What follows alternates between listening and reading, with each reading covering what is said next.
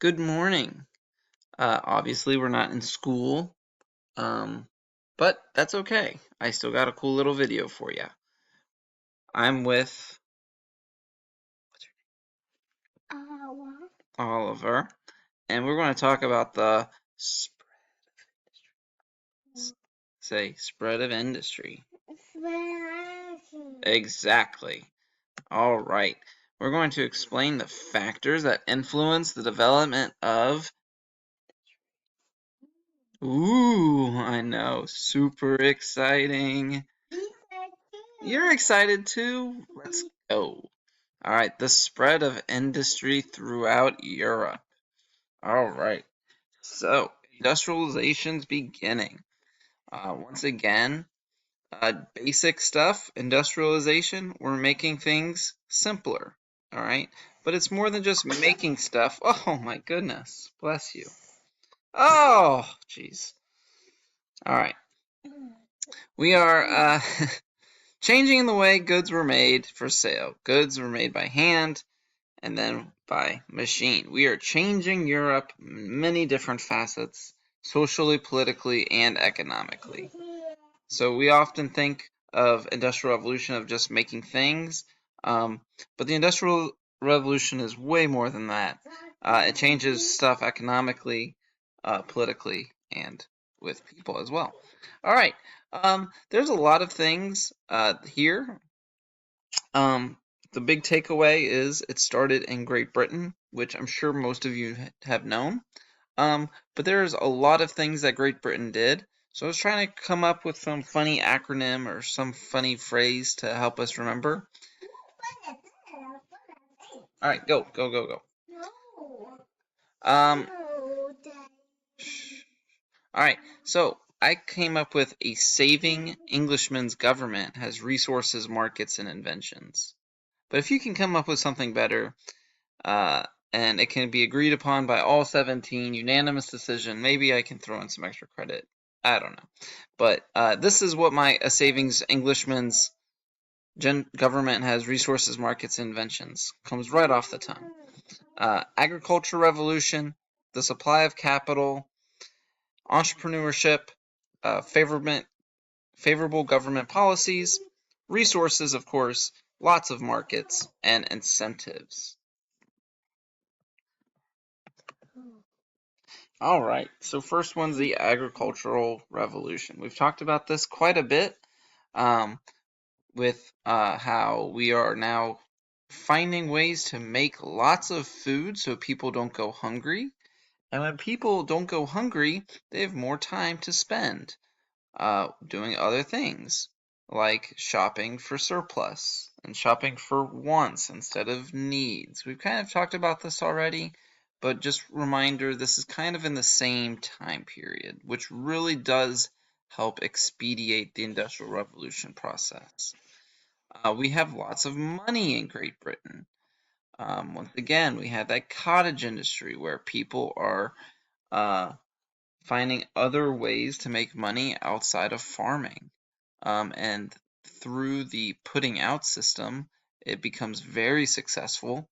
And because of the success, lots of people are having money, like Scrooge McDuck.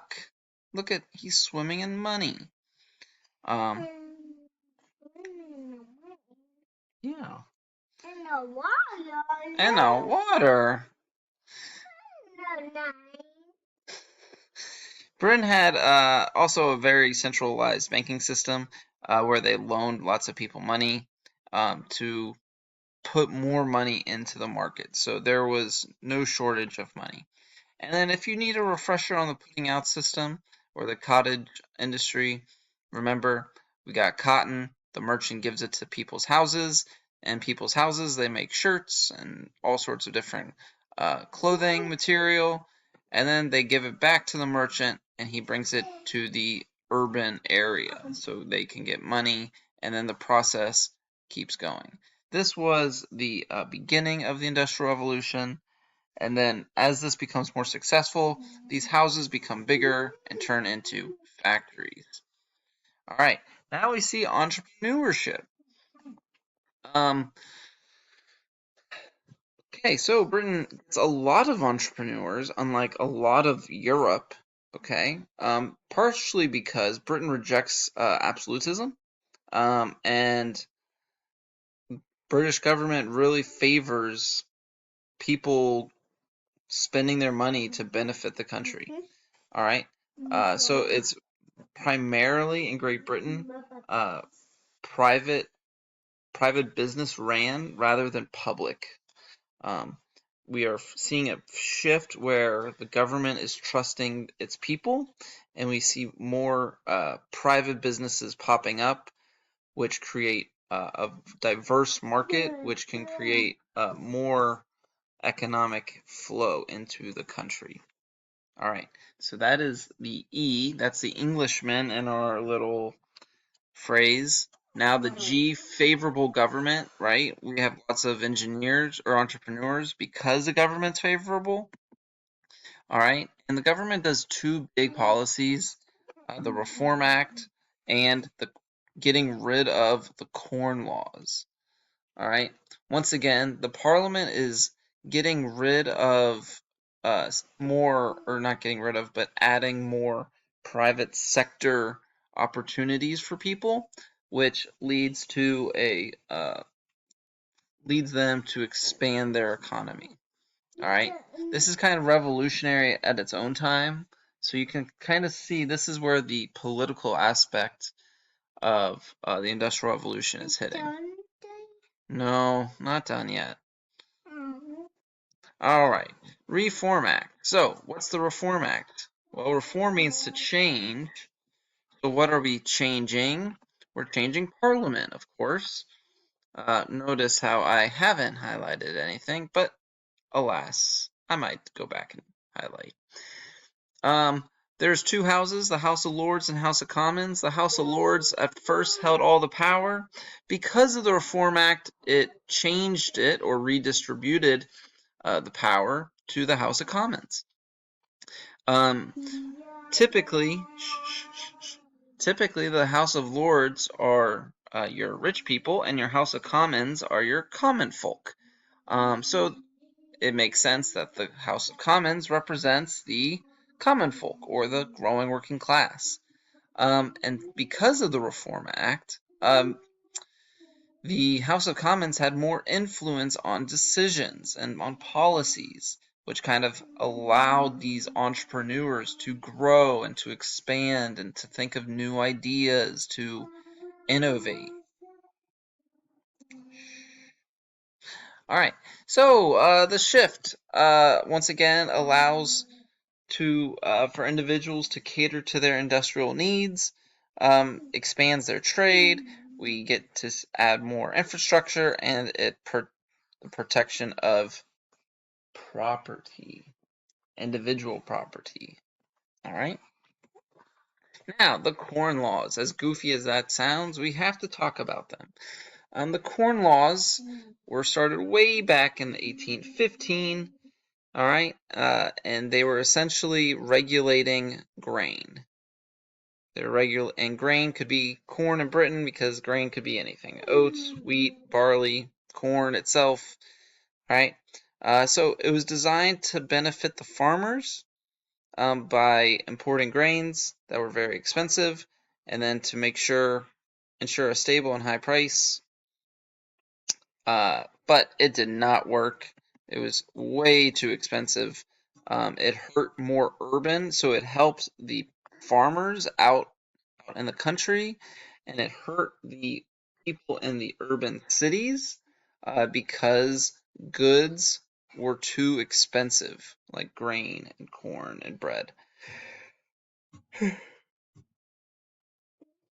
right, and because food is super expensive, that means people get really hungry while they're at work in these factories. And when people get really hungry, they become really hangry, and they start protesting, which then hurts business, which means the businessmen are upset because now their workers are protesting and not working, which leads to them paying for food for their workers, which means that's costing them money. You kind of see it's a domino effect of the Corn Laws. So, thus, because of this cycle, we start to see mass protests in the cities, and the cities are complaining to Parliament about the corn laws. So, they get rid of this cute little guy, and they repeal it in 1846.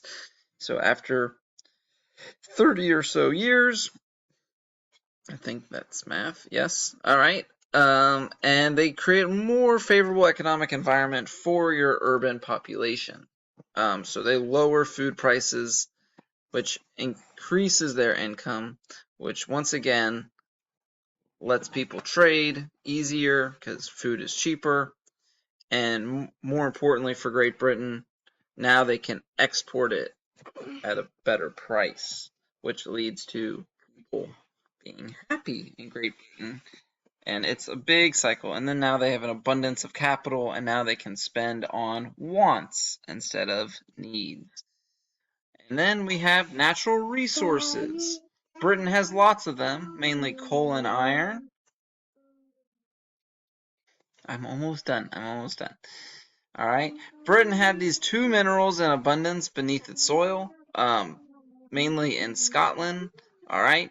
And then they use these to create roads, right? Roads and canals to transport them. And this transportation really helped expedite the Industrial Revolution process.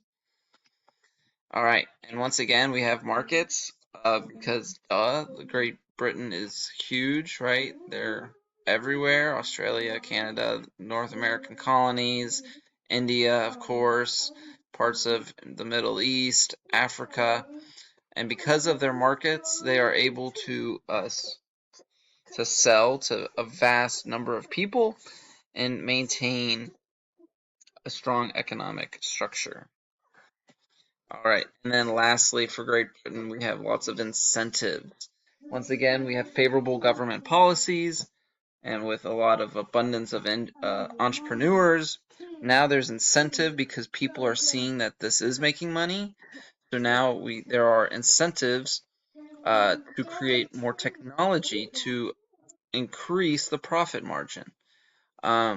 So one specific institution in particular, which is the Royal Society of the Arts, started giving cash prizes to individuals and companies, essentially for making technology to improve the Industrial Revolution.